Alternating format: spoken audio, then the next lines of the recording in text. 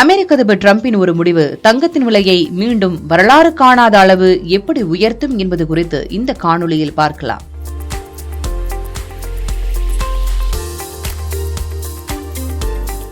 தங்கத்தின் விலை கடந்த 2 ஆண்டுகளாகவே தொடர்ந்து உயர்ந்து வந்தது.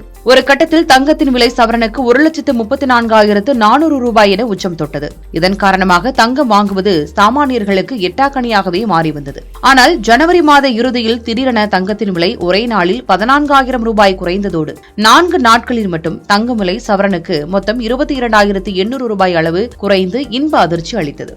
இதனால் தங்கத்தின் விலை மேலும் குறையும் என்ற எதிர்பார்ப்பு ஏற்பட்டது. ஆனால் அதற்கு மாறாக தங்கம் விலை சீரான ஏற்ற இறக்கத்தோடு திகழ்ந்து வருகிறது. கடந்த 2 ஆண்டுகளாக தங்கத்தின் விலை உச்சமடைய யுக்ரைன் ரஷ்யா போர் மற்றும் பல்வேறு நாடுகள் மீது டிரம்ப் விதித்த கூடுதல் வரிகளே காரணமாக இருந்தது. பொதுவாகவே பெரிய அளவில் ஏற்படும் போர்களின் போது முதலீட்டாளர்கள் தங்கத்தில் அதிகம் முதலீடு செய்வார்கள். போர்க்காலங்களில் இதர வர்த்தகங்கள் எதுவும் நிச்சயமற்ற நிலையில் இருப்பதால் தங்கத்தில் அதிக முதலீடு செய்யப்படும். இதுவே போர்க்காலங்களில் தங்கத்தின் விலை உயர்வுக்கு முக்கிய காரணமாகும். இந்த நிலையில் தற்போது அமெரிக்கா ஈரான் இடையே போர் பதற்றங்கள் அதிகரித்திருக்கும் நிலையில் இந்த நாடுகளுக்கு இடையே அதிகாரப்பூர்வமாக போர் தொடங்கினால் மீண்டும் தங்கத்தின் விலை பல மடங்கு அதிகரிக்கும் என்று அச்சம் எழுந்திருக்கிறது.